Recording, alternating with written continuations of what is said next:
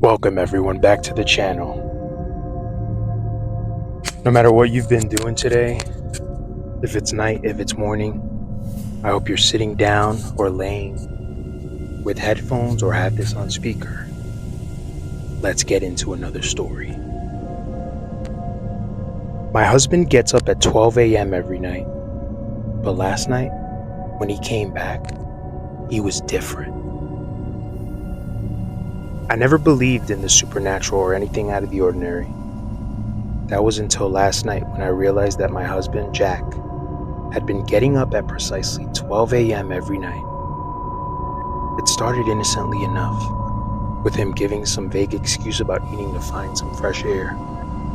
I never thought about it much, assuming it was just one of his strange habits. But last night was different. It all began when I woke up and realized Jack was not in bed. The clock on the nightstand read 12:15 a.m. A chill ran down my spine as I stepped into the living room, only to find him sitting on the couch, staring blankly at the wall. His eyes were empty, lifeless, and it was as if he had no soul within him. "Jack, are you okay?" I asked, my voice trembling. He turned his head slowly to face me. A sinister smile crept across his face, revealing teeth that seemed sharper and more menacing than they should be. "I'm fine, dear," he replied, but his voice sounded off, almost mechanical. Something was very wrong. The man I had loved and known for years was gone, replaced by this hollow version of himself. He got up and walked past me, heading towards the bedroom.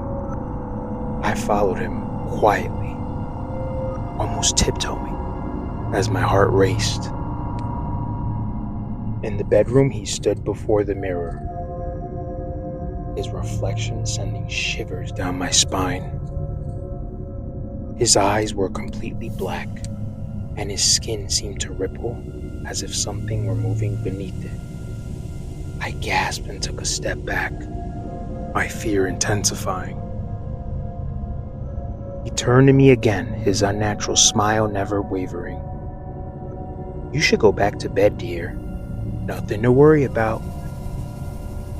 How could I go back to bed? I knew I had to find out what he was doing at 12 a.m. every night. I couldn't simply ignore the fact that my husband was no longer the man I married. I decided to follow him. The next night, I pretended to be asleep, my mind racing with fear and curiosity. At exactly 12 a.m., Jack rose from the bed, silently making his way to the front door. I slipped on my coat and shoes and followed him, careful not to make a sound. He walked down the empty streets, moving with an eerie grace I had never seen him doing. I kept my distance, darting behind cars, hiding in the shadows, as he reached an old, dilapidated building at the outskirts of town. This place had always given me the creeps. Jack entered the building, and I hesitated for a moment before following him inside. What I saw there still haunts me to this day. The interior was dimly lit, and a group of figures surrounded him. They were tall, grotesque beings with pale, almost translucent skin and eyes that glowed with an otherworldly light. I watched in horror as they seemed to merge with Jack, their life forms twisting and warping him until he was no longer recognizable as human. It was like he was becoming one of them, losing himself in their malevolent collective. I knew I had to get out of there, so I backed away slowly, my heart pounding. I managed to make it back home without being detected. The next morning, Jack was in bed, unaware of my discovery. I knew I couldn't live with that thing masquerading as my husband any longer. I packed a bag and left, vowing never to return to that house of horrors. I don't know what those beings are or what they wanted with Jack, but I couldn't stay to find out. Now, I live in constant fear, looking over my shoulder, knowing that they might be watching, waiting, and ready to come for me. Whatever happened to my husband that night, it turned him into something unrecognizable, something sinister. And now I can't help but wonder if he was even human at all. This morning, as I huddled in my new, unfamiliar apartment, I heard a knock on my door. Dread washed over me like a tidal wave. Goosebumps shivered down my arms and spine, and I cautiously approached the entrance. When I opened the door, I was greeted with a sight that would haunt my nightmares for the rest of my life. Standing before me was a figure that looked exactly like my husband Jack, or at least the man he used to be. He wore the same clothes, had the same face, yet I knew it wasn't him. His eyes were no longer the beautiful shade of brown I'd fallen in love with. They were empty, soulless voids. He looked at me with an expression that sent shivers down my spine, a twisted parody of the affectionate gaze he used to give me. Emotionally, he said, "I miss you, honey. Please come home," he said. Terror surged through my veins as I slammed the door shut, locking it as fast as my trembling hands would allow. How did that thing find me? It took on my husband's appearance, but I knew it wasn't him. Whatever happened to him that night, it turned him into something else.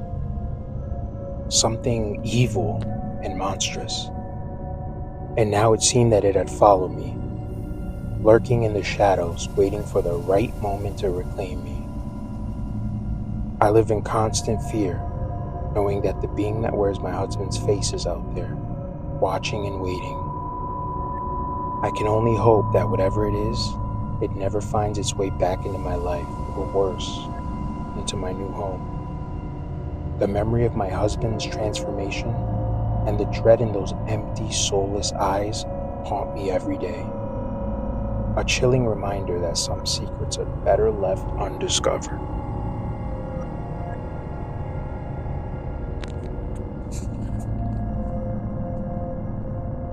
The Haunting of Elm Street, a Victorian house's malevolent secret. It was a cold, moonless night when I moved into the old Victorian house on Elm Street. The place had an eerie charm to it, with its weathered, ivy-colored walls and creaky wooden floors. It was cool that it was named after Elm Street, the street in the Freddy Krueger films. The previous owner, an elderly woman named Mrs. Abernathy, had passed away, leaving the house to me in her will. I didn't know her that well, but her lawyer assured me that she had no living relatives and I was her sole heir. I was always drawn to the house's history and character, despite the unsettling feeling that seemed to settle in the pit of my stomach as I stepped over the threshold. The realtor had assured me that it was a steal, but now I understand why. The moment I moved in, strange things began to happen. The first night, I heard faint whispers in the darkness, unintelligible and eerie. I brushed it off as my imagination playing tricks on me, chalking it up to the unfamiliarity of the new house.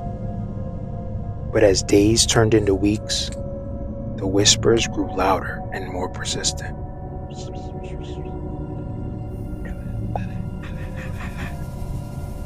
They seemed to be coming from the cellar, a place I had yet to explore.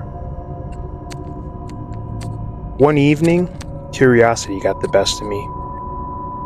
Armed with a flashlight and trembling with apprehension, I descended into the depths of the cellar. The air grew colder with every step, and the whispers grew more distinct. They were the voices of children, crying out for help. My heart raced as I followed the sound to a hidden corner of the dark cellar. There, I found a small, dusty box. Inside were faded photographs of children, their faces filled with fear and sorrow. The whispers grew louder, and I felt a cold hand grip my shoulder. I turned to find a shadowy figure, its eyes hollow and filled with despair. It whispers my name, a voice I could barely recognize as Miss Abernathy's. "I couldn't save them," she said, her voice quivering. "The children, they were taken by the darkness, and now it wants you too." I stumbled back, fleeing from the cellar and slamming the door shut. My mind raced with fear and confusion. What did I stumble upon? Who were these children, and what did the darkness want with me? As the days passed, the whispers grew louder, and the shadows in the house seemed to come to life. I couldn't escape the feeling that I was being watched, that something malevolent lurked just out of sight. I tried to leave, but every time I approached the front door, it slammed shut with a force I couldn't explain. Desperation set in, and I reached out to a paranormal investigator for help. They arrived with equipment, a team of experts, determined to uncover the truth. But as they ventured into the cellar, their expressions turned to horror. The whispers grew deafening, and a bone-chilling coldness filled the room. In an instant, the cellar was plunged into darkness, and the investigators' screams echoed through the house. I ran to the cellar door, but was met with an impenetrable barrier. I was trapped, alone with the whispers and the shadows that hungered for my soul. Days turned into weeks, and I began to lose my sanity. The whispers never stopped, and the shadows grew closer with each passing moment. I knew I was next, and I would join the children in their torment. Even now, as I sit here, I can feel the darkness closing in. The whispers were all around me, and the shadows are at my doorstep.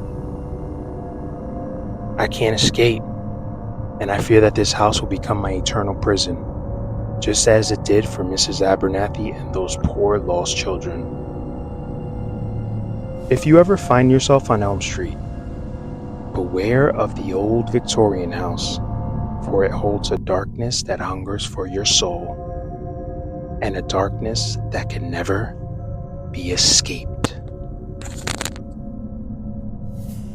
A big shout out to everybody who stayed for the stories. I hope that you have an awesome day. And until next time, see you later.